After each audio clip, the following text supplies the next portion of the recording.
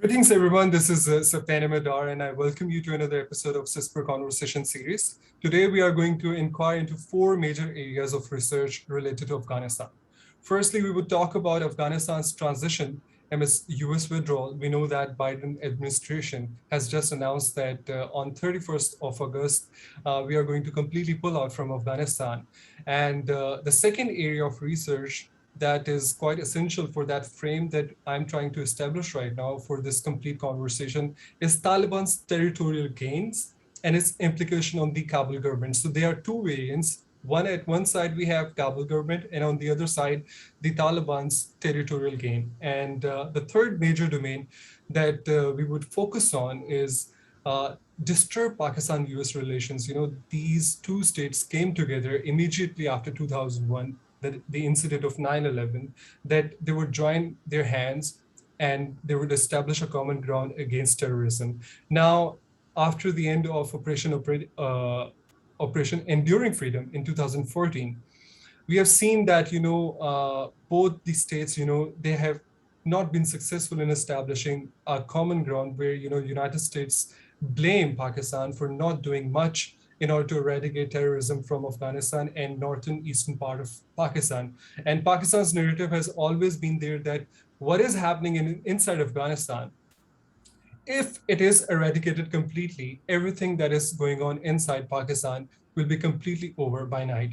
So, we have conflict of interest. So we are going to talk about the fourth major area that is basically related to the geopolitics of Central and South Asia. Because, in both South and Central Asia, if you focus on the map, Afghanistan lies at the heart of it. Although it is a landlocked country, yet, it shares border around 6 to 7 states that are really crucial in determining the factors that are really important for the geopolitics of these two regions. So we would focus on, lastly, what the neighboring states, the regional stakeholders can do to find a political solution inside Afghanistan. Today, we are really fortunate that we are joined by Max Parry from United States, who has strong background in US foreign policy, specifically in Central and South Asia. Max is currently an independent journalist and geopolitical analyst based in New York. His writing has appeared widely in alternative and mainstream media, and as well as in publications such as the Center for Research on Globalization in Canada, which is headed by none other than Professor Michel Chossudovsky. Is most arguably one of the best economic historians that we have in the West. He also, publishes his work in the UNS Review, the very famous one, Dissident Voice, and the Greanville Post, where he also serves as an associate editor. He's regularly featured as a political commentator on Sputnik News, which is RI Novosti during the Soviet era, and now currently is also a state-owned news agency where he is commenting on several different topics. Max, I welcome you. Thank you for being with us. And I want to begin with asking you that what can be the motivational factor? You are American and you can tell the best that what can be the motivational factor that has compelled President Joe Biden to completely withdraw from Afghanistan? Do you think that all of the objectives of Operation Enduring Freedom were achieved? What can be that factor? I really think that the principal motivating factor for the United States, at least ostensibly finally pulling out of Afghanistan, is just that the writing has been on the wall for quite some time as far as there being a sharp decline in American global hegemony. Yep. And specifically, in Afghanistan, I mean, it's hard to even really talk about whether or not the stated objectives were even achieved, because especially amid the, what's as there's a consensus building that the Taliban is, taking one province after another. They're by all intents and purposes, they're slated to be in the exact same position they were when the United States invaded in October of 2001. So just from that standpoint, it's absolutely absurd to even speak about it as the U.S. having achieved its so-called objectives. But I'm not even really sure that what the stated purpose of the United States going into Afghanistan, to begin with, was even, really. Clearly, it was motivated by other factors. We know about, the Trans-Afghan pipeline, Yeah, the breakdown. There had been a huge breakdown in talks with the Taliban in the years leading up to 9/11, and then suddenly they became a pariah that was harboring Osama bin Laden, and then that became used as the justification to invade. But as soon as the Taliban were overthrown, they negotiated that pipeline deal, which there's numerous geopolitical factors at play. But as far as like the stated military objectives, were they achieved? Uh, Obviously not.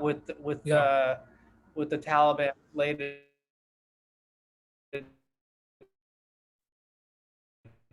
to take power, of decline of U.S. Hegemony, yeah,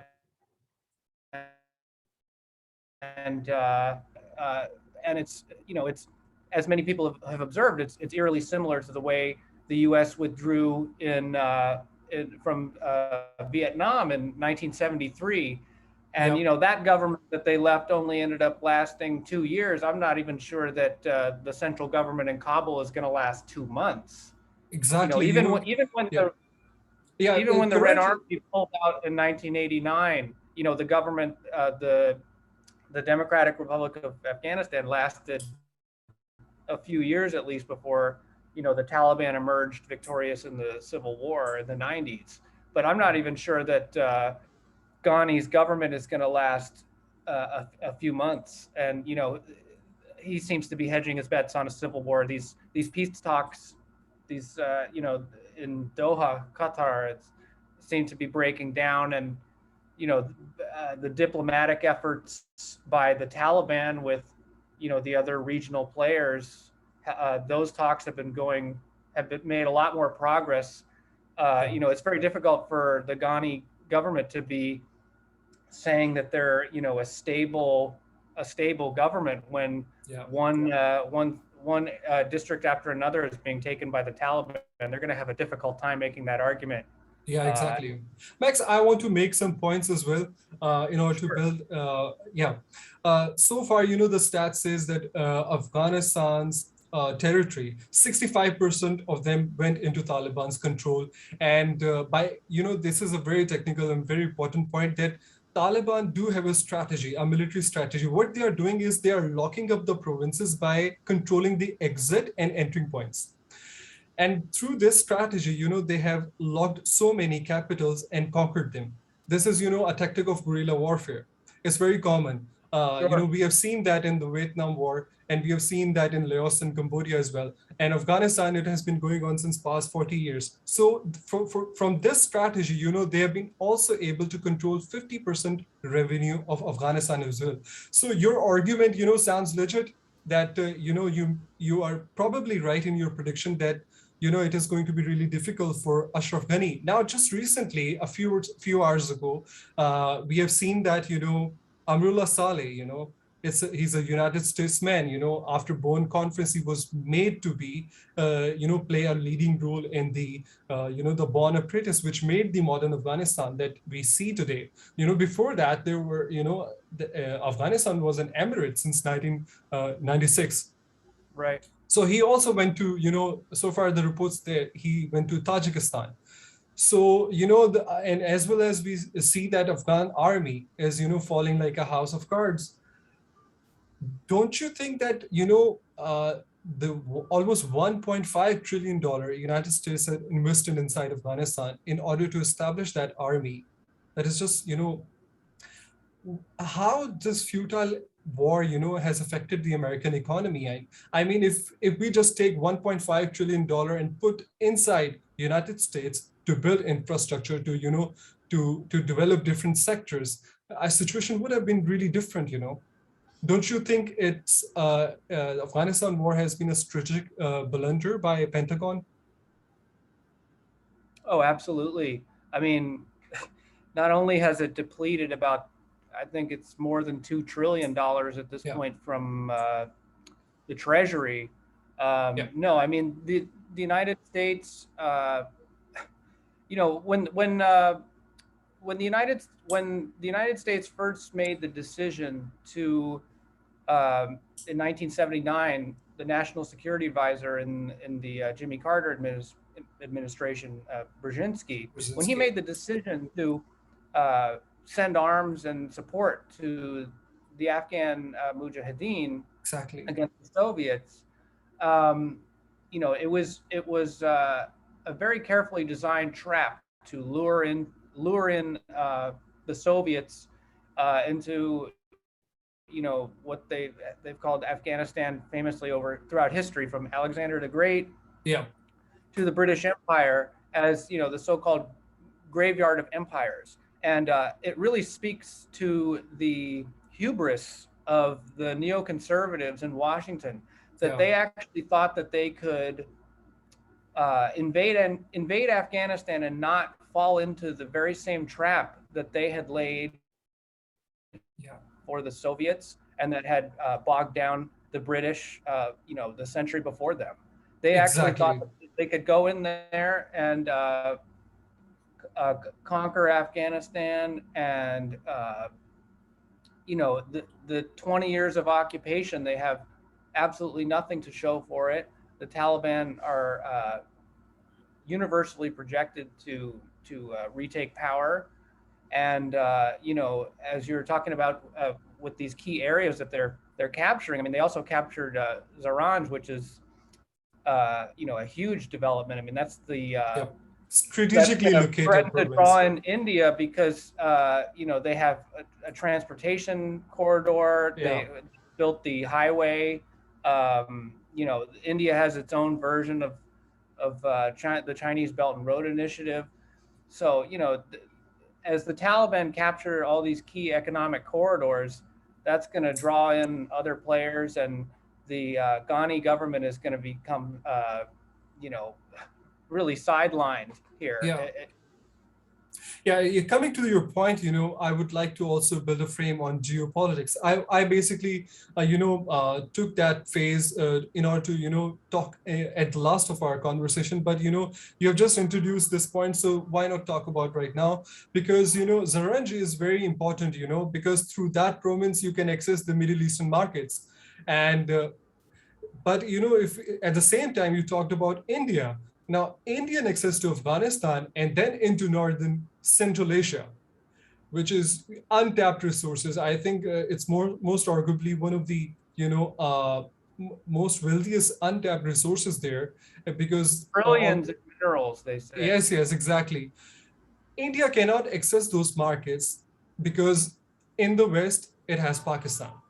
So the only choice left for India is to develop a good relation with Iran.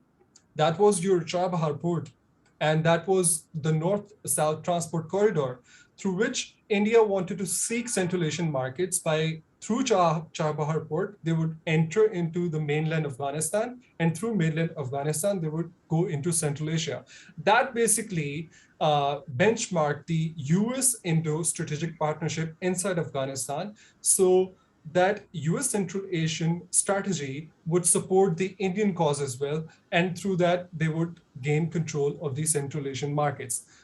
If Taliban took control of Kabul, I think that would be goodbye for India from Afghanistan. Potentially, yeah. I mean,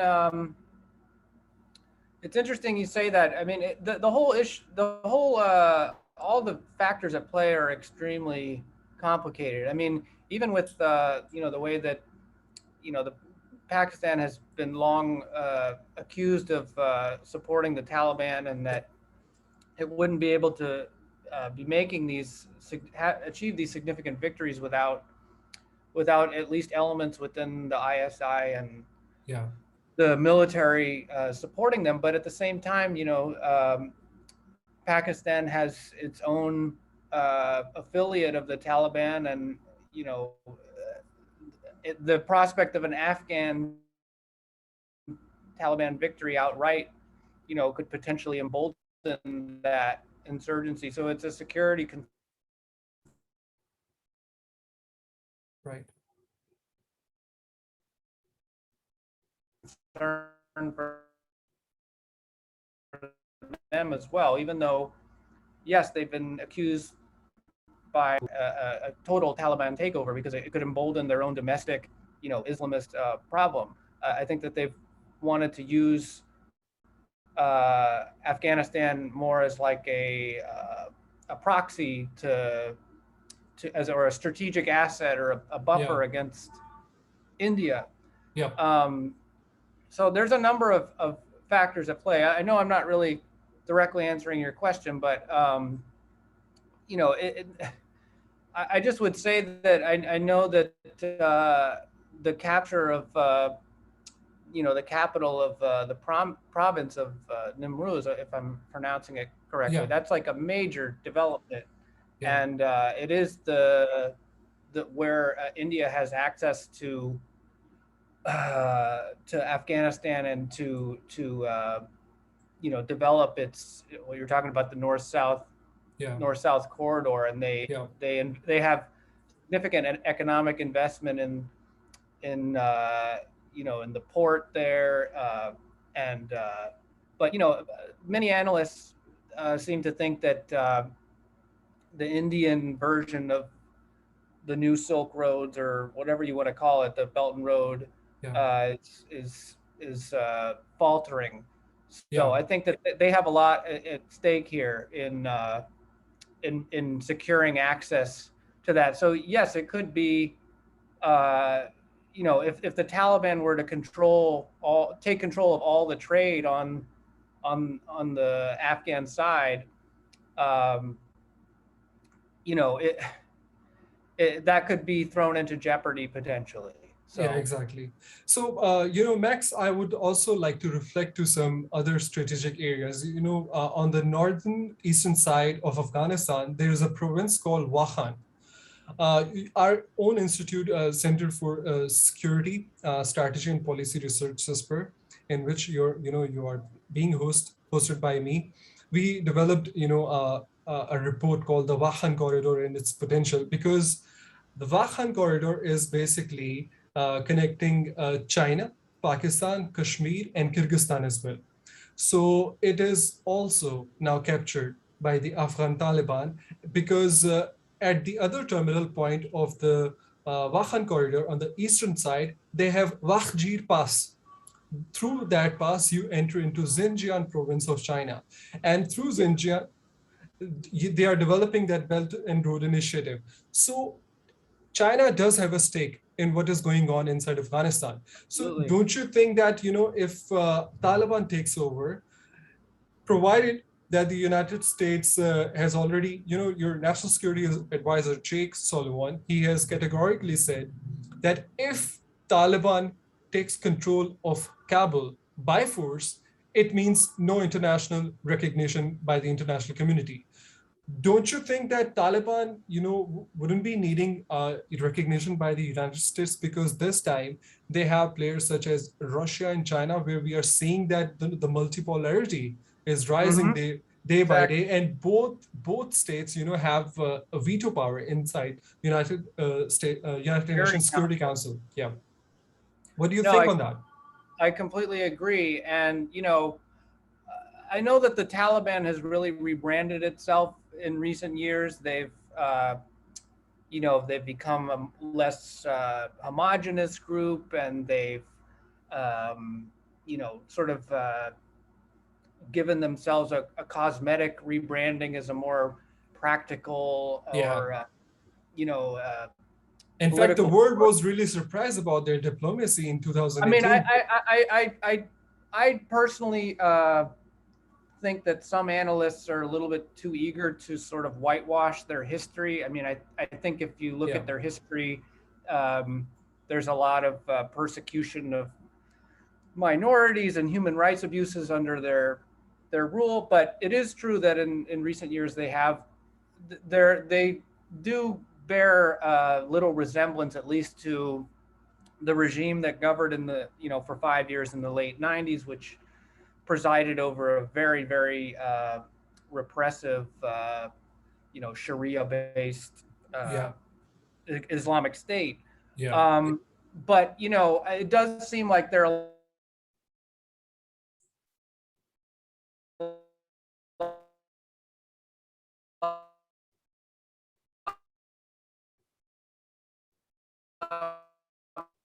more practical. So when you consider, because first of all, it's a major security risk for them, as you were saying with Xinjiang, because Yeah. they don't want to see Afghanistan, become a pipeline for terrorism into that region. They already have a huge problem with the issue with the Uyghurs. And Yeah. we in the Syrian war, for example, we've seen many Uyghurs recruited from the East Turkestan Yeah. Islamic Party, recruited jihadist mercenaries in the Syrian war. So it's a security risk. So if they can not going to allow the country to become a cauldron for extremism, economic development, helping the Afghan economy potentially to become less reliant upon the opium trade, which has Yeah. totally devastated that country in the 20 years of. This is exactly what I was about to say, because on Center for Research and Globalization, I saw your article on Afghanistan. It's titled "The Crime of the Century," in which you talked about epidemic and how United States have achieved so much leverage over its resources that has been used in the pharmaceutical industry. Would you like to reflect on some points on that? Sure. I mean, it's basically in the United States during the exact period. I'm not sure how well known this is internationally, but domestically, it's a huge, huge issue.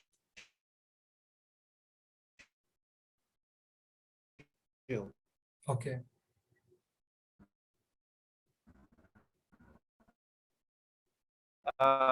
It's been epidemic in the United States. That was one of I think, in my opinion, one of the things that got him a lot of votes. Is Hillary Clinton didn't really address the issue. Yeah. But anyway, in the last 20 years that the United States has been in Afghanistan, there's been a huge opioid epidemic, and in part that has been fueled by, as far as the production and the prescription of synthetic opioids. But during that exact same period, the United States has been occupying Afghanistan, which Yep. over the last 20 years has become the world's leading global narco state. And 90% of the world's heroin uh, is estimated to come from Afghanistan. So, but unfortunately, within Western media, at least, it's very, very taboo to even make a Talk about connection this. between these things. Oh, yeah, exactly. Yeah. But So there's thanks. a Yeah, thank you for making this yeah. So point. basically,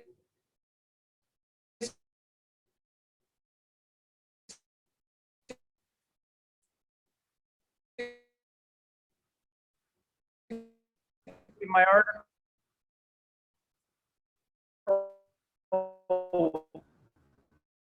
Okay. We are facing, some internet connection. I think the Yeah. internet connection is poor. But I would like to reflect on President.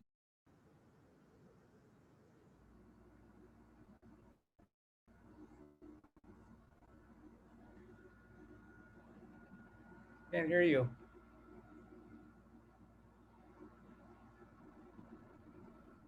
Can you hear me now? Yeah. Now I can hear you. Okay. I was basically Sorry making a about that. no, no, it's completely all right. It's completely all right. I was reflecting to President Biden's recent statement. He said that it's the right and the responsibility of Afghan people alone to decide their future and how they want to run their country. What are some of the challenges, that Afghan government under, Ashraf Ghani are going to face because, they have been left completely stranded and there is hardly anyone to protect them because, the current government was the brainchild of the United States after they invaded Afghanistan in October 2001. And we know that it basically came into being after the Bonn conference. So, don't you think that this policy of withdrawing every single troop from Afghanistan is going to be futile? And we have talked about it earlier. Before answering this question, I would want to ask you that what sort of image Taliban has, inside the United States, how the West sees Taliban. Don't you think that in a couple of years, just like you were talking about, they have rebranded them as sort of diplomats and some sane people, not the the sort of so-called militants who Mhm. can put a country into the Stone Age. We have seen that they are quite reasonable when we talk about politics and some issues. We know that they are learning right now. Of course, they are at infancy. There was hardly any 4 to 5 years they had when they came into government. Anyways, what sort of an image Taliban has now inside the United States and how the West sees it? You also go to Canada as well. Is there any debate? Well, to be honest with you, Americans are so shockingly ignorant of world affairs. You know, they have no idea about, the nuances of, you know, the particularities of, political factions or the different tribes and, you alliance. And I do think the impression that Americans have of the Taliban is still largely one of what they learned of very quickly following the 9/11, where they were you know the Bush administration talked about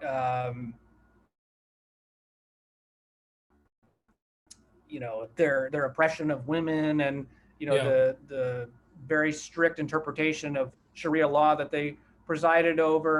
They're not And it even is allowing true the that school they, girls, the girls the, to go even to the school. But at some right, provinces, the exactly. news came that it was a propaganda that some Taliban has allowed the girls to go to the school. There are some contradictions, and I personally feel, To their credit, to their credit, they also, well, to their credit, they actually did, say what you want about the Taliban, but in their last year in office, they actually did uh, effectively combat the opium trade, which you certainly can't say for the U.S. installed government following Operation Enduring Freedom. I mean, Hamid Karzai, the Karzai family, in particular, his brother was one of the biggest drug lords in the whole country.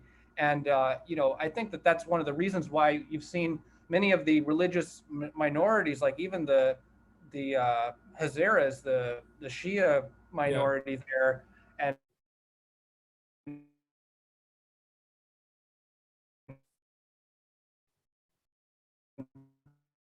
Tajiks and other groups, they've they've signaled that they would rather be ruled by the Taliban. Because at least under the Taliban, the country wasn't a complete, indicating that cede their territories to them, and you've got the Afghan security services, the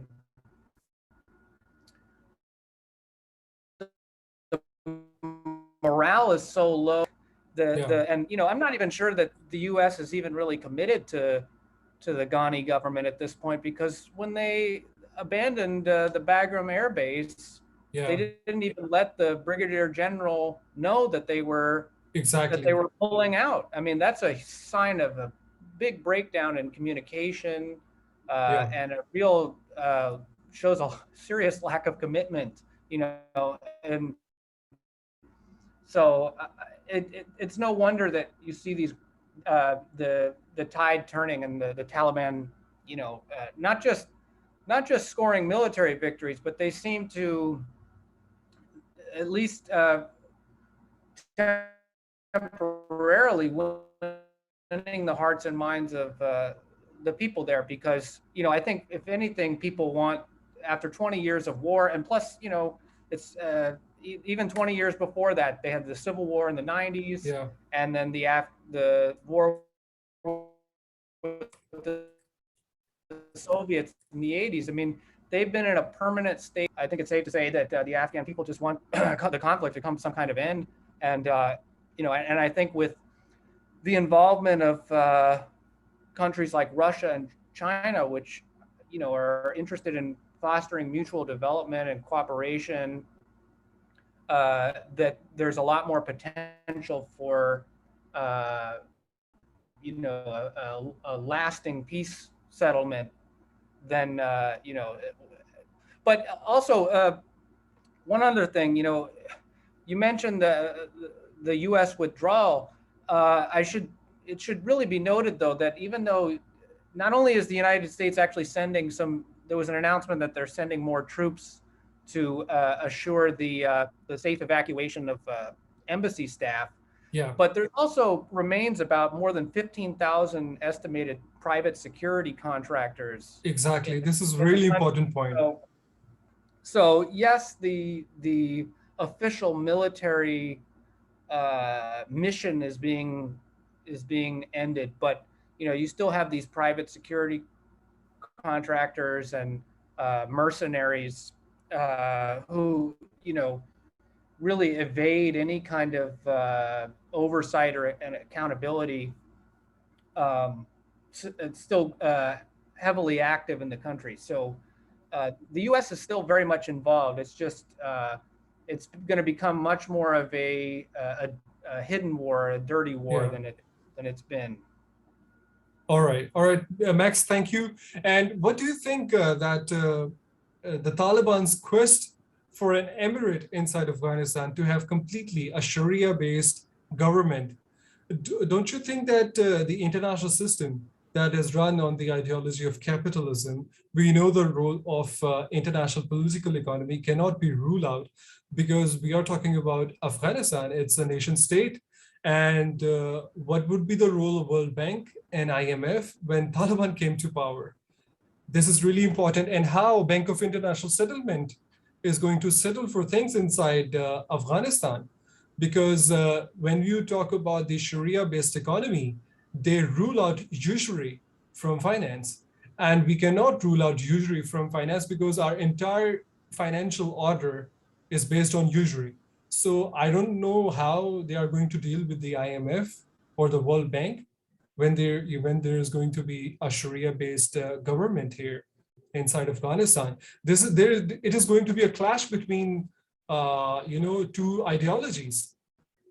Uh, it completely astounds me to some point that how they are going to adopt themselves to those financial things. Don't you think that it would be really difficult? Because otherwise, Afghanistan would become a breakaway civilization from the entire nation state system. What do you think on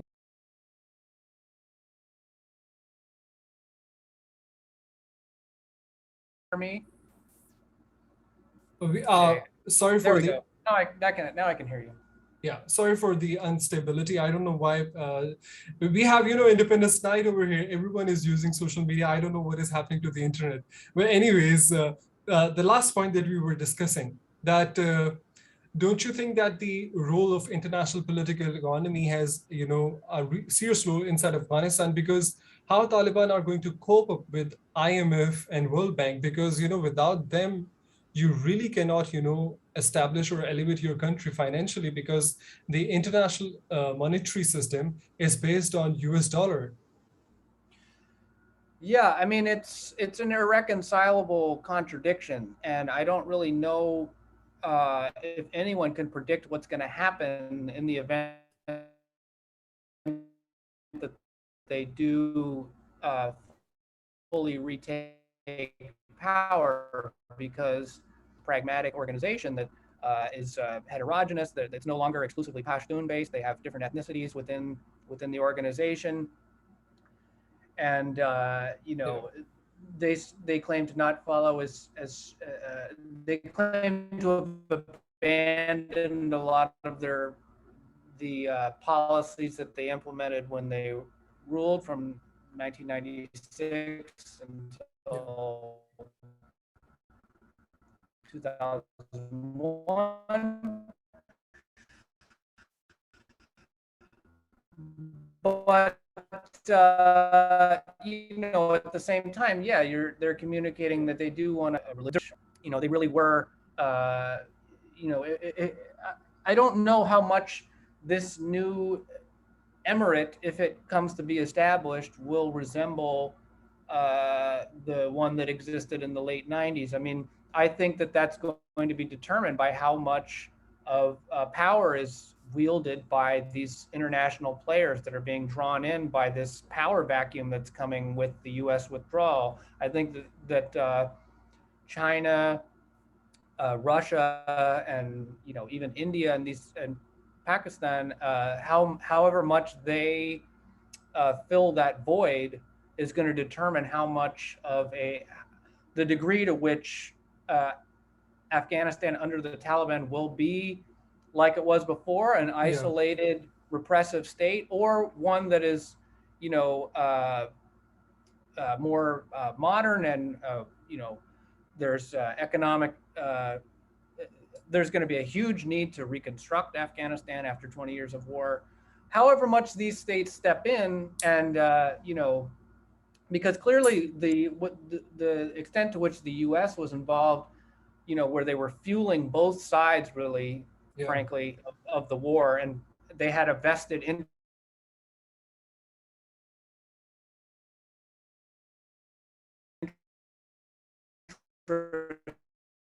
in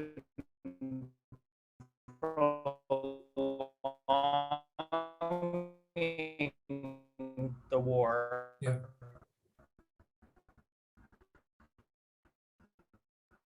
Um,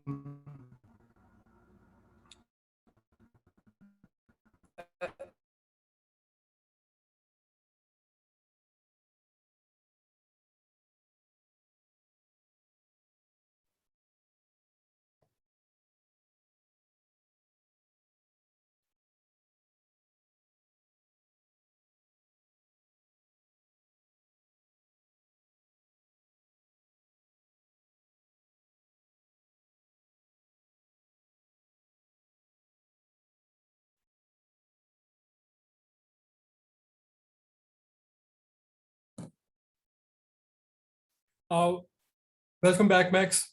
I hope you're hearing me. Unfortunately, I don't know why, the internet is. I don't know. It could be a problem on my end too. I don't know. It might be. I know sometimes when it's very hot, the internet in New York kind of gets weird. So hopefully it's it's not it's on my end. completely But it's completely all right. But anyways, we were, almost at the end of our conversation today. We had really, nice discussion related to the geopolitics of Afghanistan, and what is this transition is showing to us, that what would become the future of this region. You have, put a great insight that has enlightened us. And lastly, I want to, say that our own national security advisor, Moed Yusuf, has been really, keen to have a great relation with the United States, because we Pakistanis know that, without the USD, our own economy would become, will be put into jeopardy. Why? Because since past 10 months, I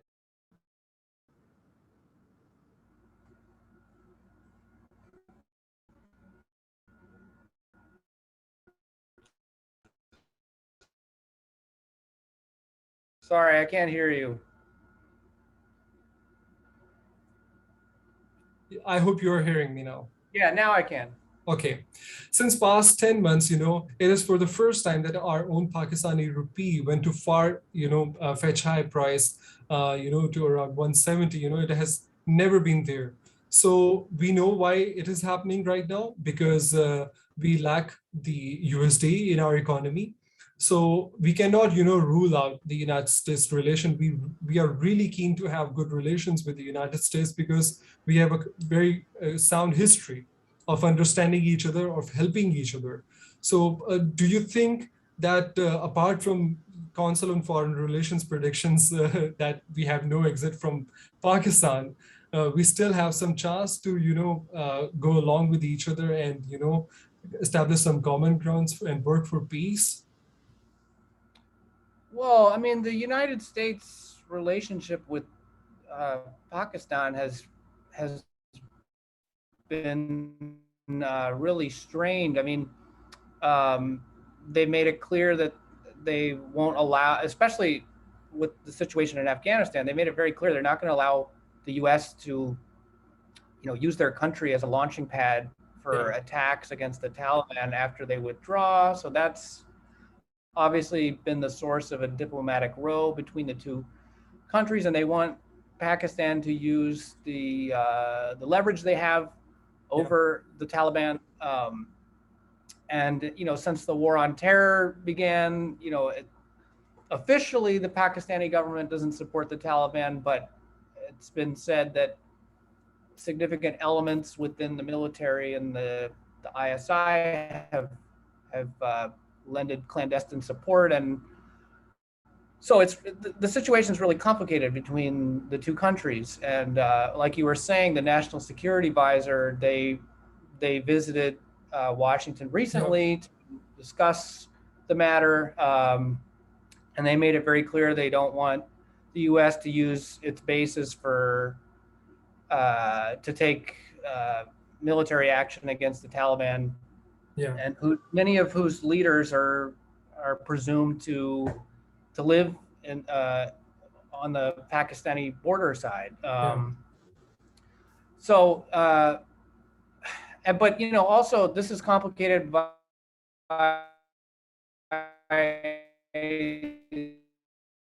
the relationship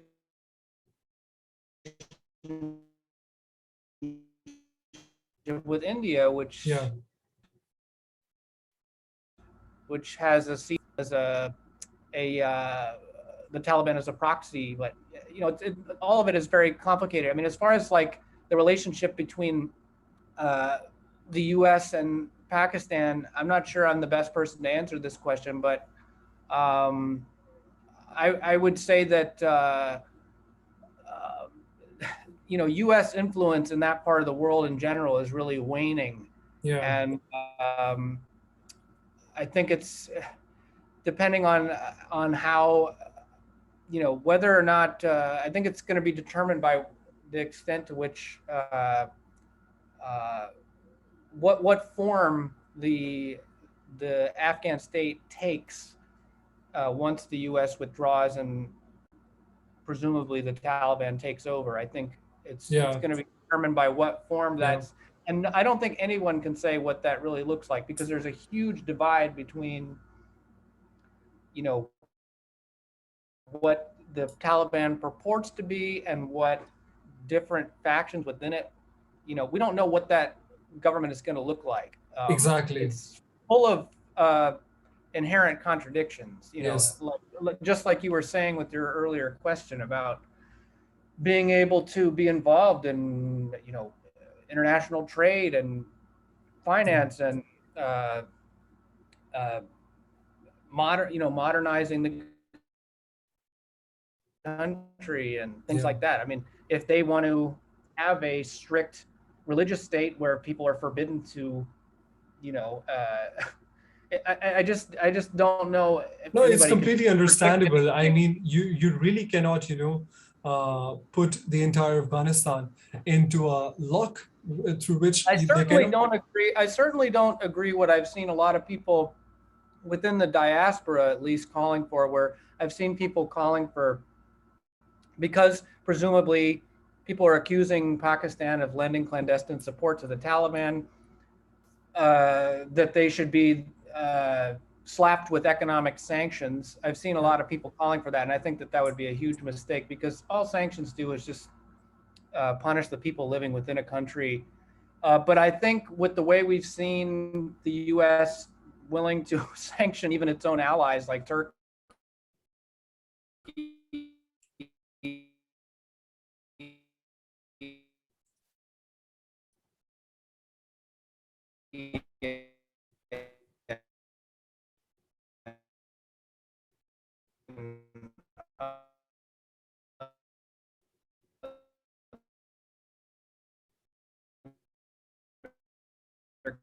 countries, we could very well see that, allow the U.S. to use their country as a base of operations. So I think it really remains to be seen. But so we could see a rift really deepening between the U.S. and Pakistan, depending upon what the outcome is, as far as what how a Taliban-led Afghanistan emerges. All right. Max, thank you for the great insight to these subjects. And with that hope that we may have a sound future in the, a good future, because, without, I still remember my, maternal grandfather. He was working with Journal Ayub Khan in 1959. He basically said when Alan Dulles came to Pakistan, he was presented with the military, parade. And he, in return, said that this is one of the most, arguably the best military tradition that he has experienced. This sort of a warm welcome we have always given to the people from the US. And with that, now we have come to a point where we have a prime minister called Imran Khan, who says that, relationships will always be determined by, equity. Equality is different than equity. So he says that we will always talk about on the same level playing field, but the level playing fields are always determined by the financial, the military might in the international system. Real politics. Yeah, yeah, exactly. Real politics. We are not at that level, where United States is at. Yet we still hope that we enjoy a great relation in the future. Thank you so much, Max Parry. Thank you very much for the opportunity and having me on. I appreciate it. Thank you very much. Thank you very much, Max. And I wish you have a very nice day. Thank you very much. Take care. Thank you very much. Take care. Goodbye.